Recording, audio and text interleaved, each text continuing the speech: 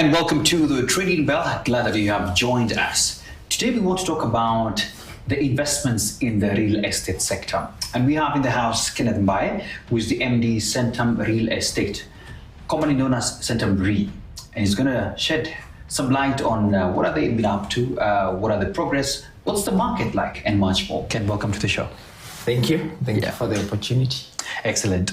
It's glad to have you here. And just looking around as I was driving to your beautiful mall where you're situated and offices as well, I'm seeing, and everybody can witness this, there's a lot of buildings coming up in the Westlands area, in town. You've seen a lot of activity happening.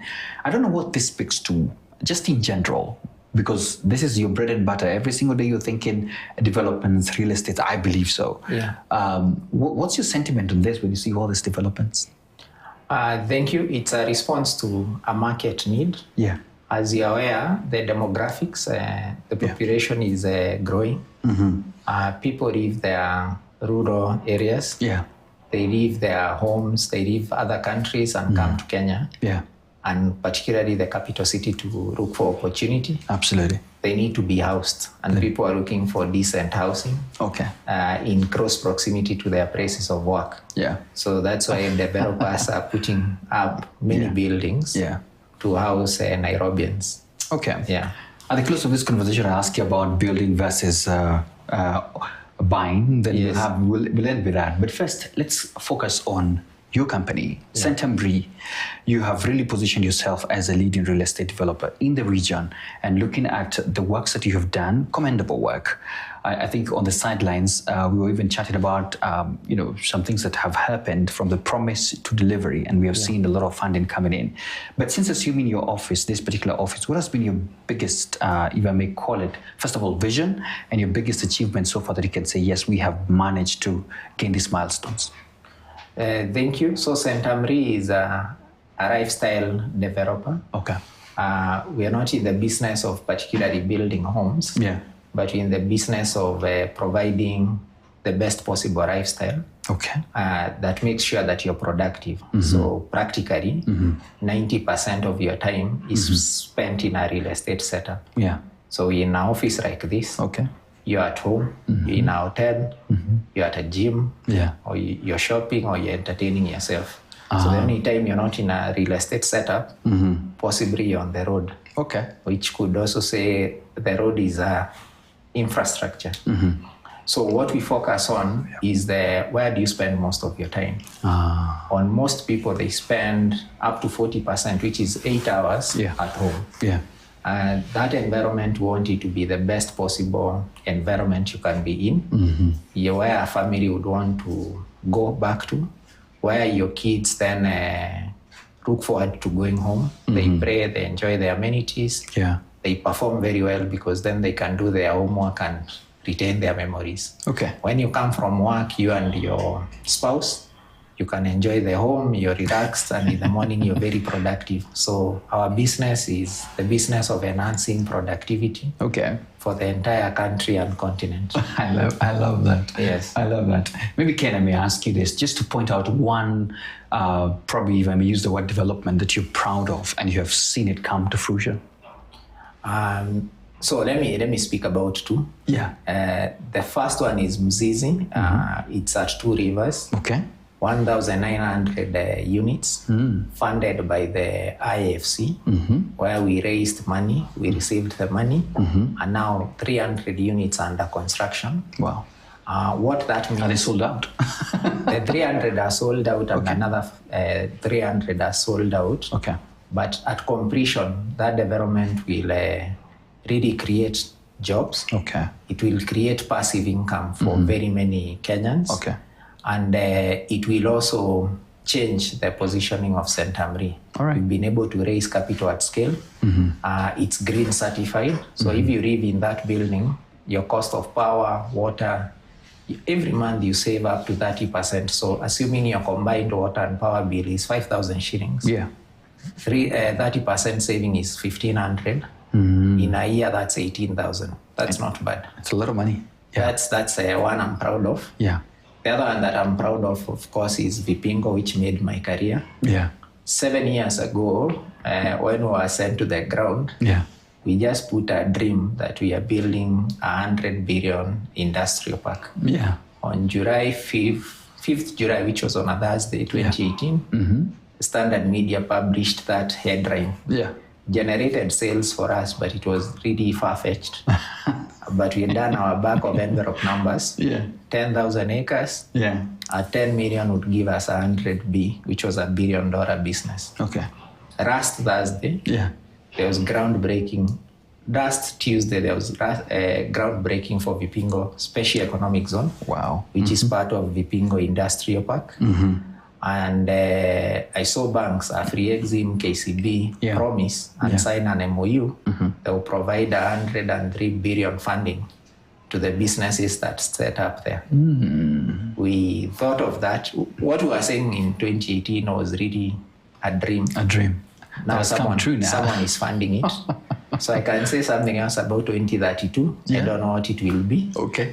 But now I'm bold enough to say anything and get it done. No, absolutely. Yeah. This is good. Yeah. It's more like a manifesting power.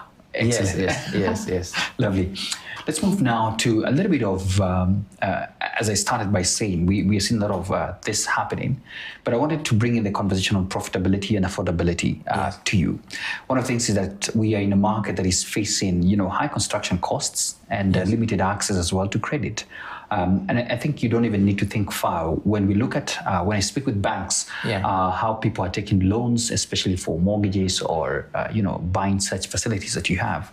The numbers are not as lucrative as you may think through. So I wanted to ask you, how are you balancing the profitability with the need to deliver affordable quality housing for home buyers? So we work with the end user of the house. Okay. 88.7% of Nairobi residents are tenants.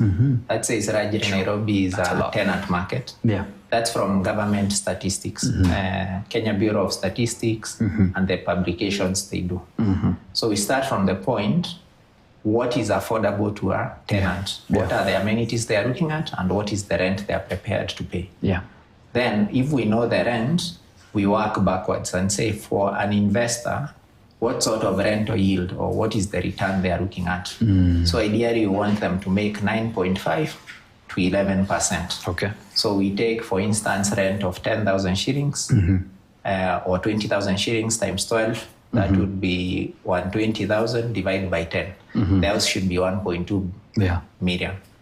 Then we work backwards from there. Can we build a house that is profitable at 1.2 million shillings? And at 1.2 million shillings, would the bank be happy to finance it, finance us as the developer, and finance the customer who is buying from us? Because we're starting from the end user. Fortunately, in the market, there is the KMRC mortgage, which is they finance units priced between 0 to 10.5 million. At 9.5% interest rate. Very good. So there is that is the cheapest loan anywhere in the market commercially, and it's available to Kenyans.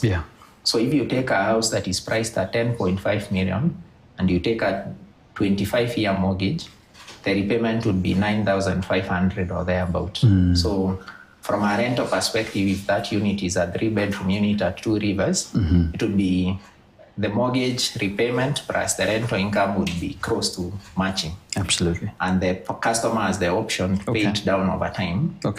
And lastly, there is the circle financing also, which is at 12%.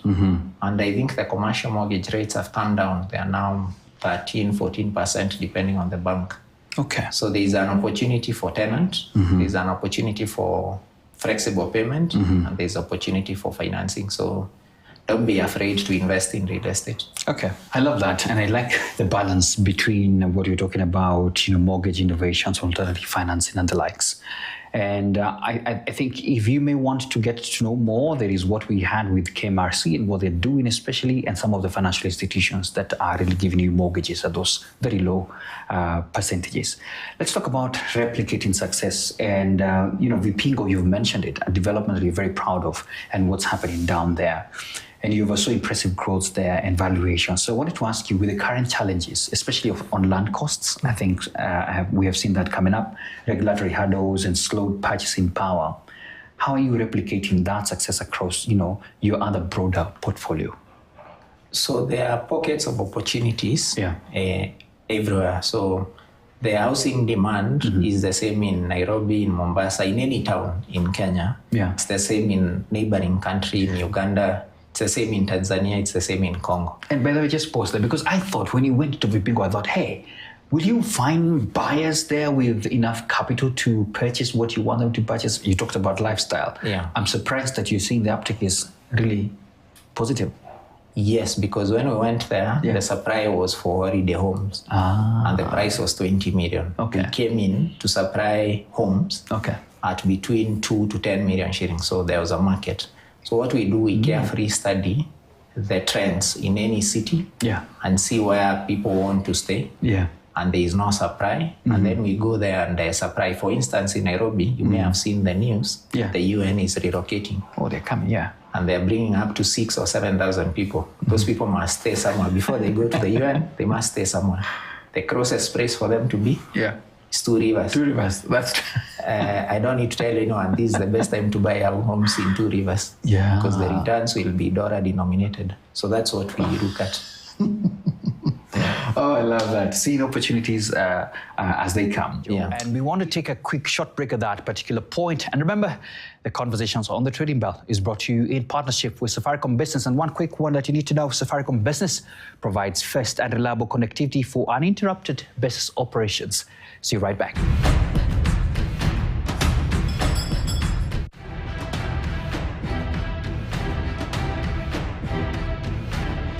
You're watching Trading Bell, brought to you by Safaricom Business. We choose partners with solutions that get us there. Solutions that power progress, step by step. Your dreams zetu come true. You could also power your progress. Join Safaricom Business today. Power your progress at business.safaricom.co.ke. Checky these Uber Boda softies who forgot how to bargain. Me, I get the same price by just talking. Okay, just an extra 100. Grabe ingine. Maybe 150? Next time, no need to bargain, bana. Uber Boda, everything Uber, now on 2 wheels.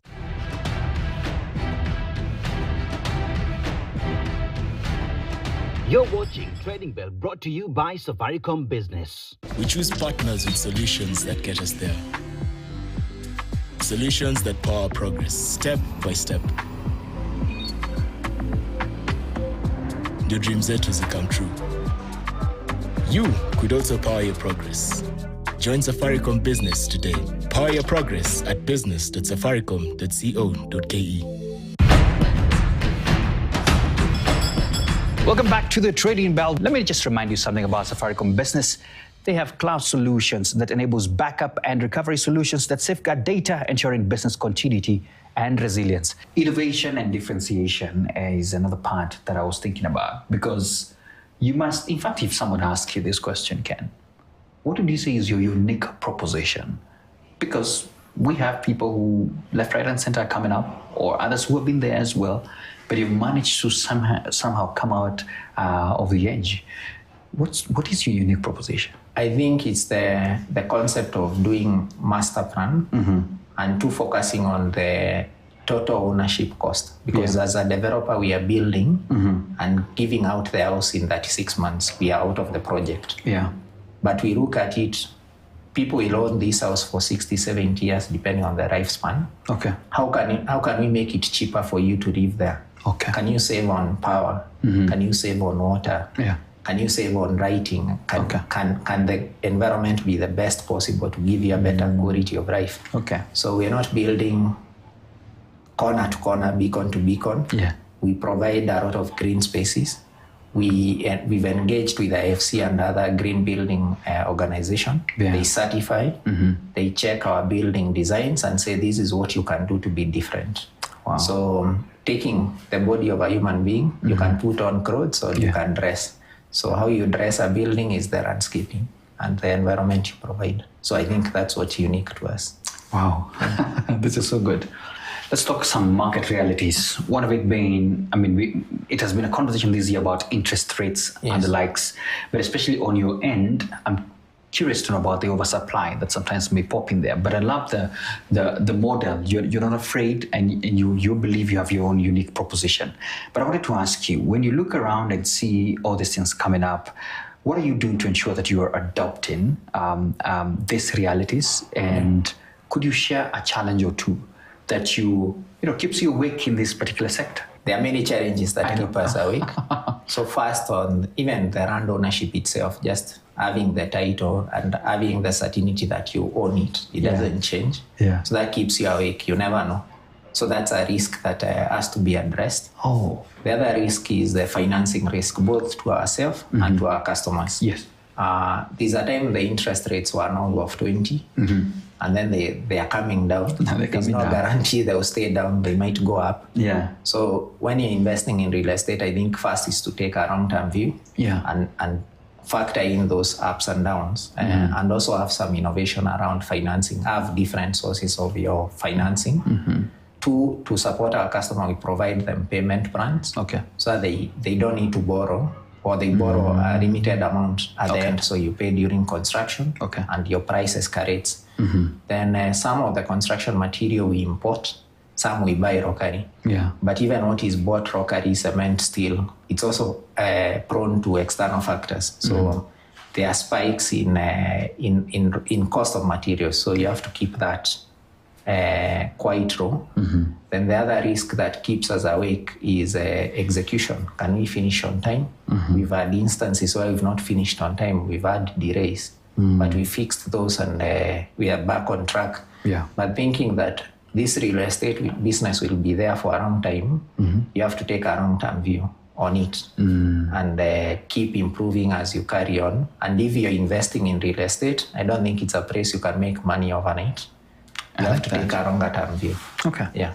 So how do you deal with investors who do you caution them in advance that this is patient capital if you're expecting returns? How do you deal with investors? So we do a lot of investor education. I think you may have seen our conversations. We are not pushing you to buy.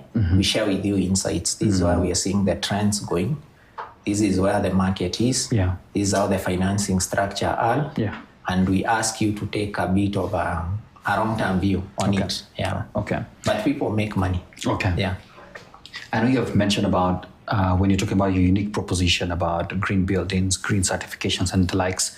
But on that point on sustainability and ESG, have you seen investors actually willing to, pay a premium for this particular greener developments?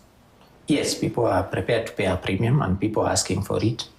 We are beneficiary of it. We got IFC financing because we are doing it. Because of that, okay. Customers are receiving financing because I think now banks are asking for that. And I think everyone here would be happy to stay in a house where you're told your power and water every month you have a saving. You're right. If you compute it, every year it's like one month rent free. And you can imagine if you stay in that house for 20, 25 years, that's a lot of money put back in your pocket. Okay. Yeah. You seem quite bullish. You're moving cross-border. So I wanted to ask you about what are your plans with regional expansions and partnerships? Because it looks like Africa is your eye. It's natural. We have to grow. Yeah. We were a baby, and you have to take the steps that a baby grows and gets out. Yeah. So there is a market in Kenya. There's a bigger market in the rest of Africa. So the housing need in Uganda, I think they have a pent-up demand of 2 million houses. Okay. Tanzania could be higher. Congo, it's north of 10,000 homes. West Africa is the same.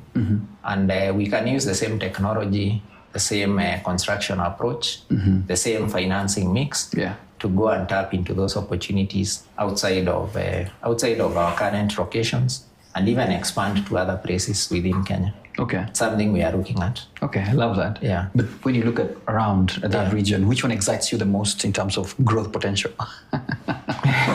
There are many. There are quite many that are exciting. Yeah. Okay. Yeah. You don't want to point one. It's okay. I understand. Then you ask me why I'm not there. Yes. I like that. As we come to a close, let's talk future of the real estate. There's still debate. Some people believe that probably the returns is not as much as you would want to have. I just believe it's a solid one because you can see your physical component of product that you have bought and the likes. But 5-10 years from now, what are you looking at as the future of real estate? Wherever I've studied real estate, both in Kenya and looking at the other markets, I saw Knight Frank published a report not long ago. Even has consort, returns between Dubai and New York. New York, the return is 6%, 6.25%. I think Dubai is still at 6% in some areas. In Nairobi, the yield is 10-12%. So Nairobi generates a higher return than comparable cities, for instance. If we go 15 years back, around here would have been 10 million shillings. Now it's maybe 400 million. If you go even a few years back, portions of Rand White was 2-3 million shillings are now retailing for 20-30 million. Houses that were 5 million are 10-15 million. Why? Because of that demographic growth. The population is expanding. People are leaving other parts of the world to come and look for jobs around, and they need to be housed one way or another. You're right. So I don't see if you have the right quality of product, if you've priced it affordably, I don't see how it will depreciate, and you maintain it well and manage it well. I don't see how it will depreciate. So if you have a house in Two Rivers, the rent 15 years from today might be $500,000 and the house itself valued for $1 million. So you'll have cash and you'll have capital appreciation. Okay. I have a hypothesis, correct me if I'm wrong. If, for example, the city which houses a lot of people, if there was a very good transport system, for example, speed trains and the likes, going and taking people faster than even our traffic jams here, people would not mind going to better and crowded environments. That's my hypothesis. And I wanted to ask you, from your opinion, you could answer whether my hypothesis is true. What's that one big disruptor, would disrupt this market in a decade if it happened? So Nairobi, in the statistics that I have, has 1.6 million households. The population is 4.8 million people. In 2019, when the census was done, it was 1.4 million plus maybe 4.2 million people. So over the last 4 or 5 years, 200,000 households have been added. And that is going to continue. The projection in 2032, we should be around 6 million, 6 million residents, 2 million households. If I take 2032, it's not too far from today. I haven't seen a single road that is being dual. I've not seen that infrastructure coming in place. So it means people, what is taking you 1 hour, then might take you 2 hours because the population has increased. There are more people in that neighborhood. Water, sewer, all the amenities will be purely constrained. And if people will want to stay closest to where they go to work, where their kids go to school, and any other place of interest. So people will move to neighborhoods that address that. What could disrupt is what you've said. If transport works, and I'm not afraid of getting to work late, or I don't need to pay I don't want to wake up at 2 a.m. and come back home at 1 a.m. to deal with traffic, then people will stay further. Absolutely. And that will help us spread out the city. So infrastructure is what? Connectivity. Road, tram, take-out cars will help. Wow. Ken, my final one. Yes. Buy or build? It depends on the stage of life you are in. Okay. If you're starting, I think you should rent in a neighborhood you like. And that's cheaper because then the cost, you've not formed enough capital to be able to afford. If you're at a later stage in life, you can consider building, can buy land in any of these locations and build your own home. The school fees is quite hefty. You'll be seated now and people will call you and tell you cement still has run out. So the experiment is quite expensive. So if you can rent, then buy a few units, have a passive pool of cash that is coming in nice locations, then you can experiment with building. Of course, building gives you a higher return, but you need to have more capital in it. And I think getting financing for it is much more expensive than buying. Okay. Yeah. I love that. Yeah. Thank you so much, Ken, for your time. Thank you. Absolutely. There you have it. That's the Trading Bell in partnership with Safaricom Business Power in Progress. I want to leave you with this nugget here. Safaricom Business is the trusted shield that protects Kenya's enterprises so that they can digitize with confidence. I leave you now with the markets.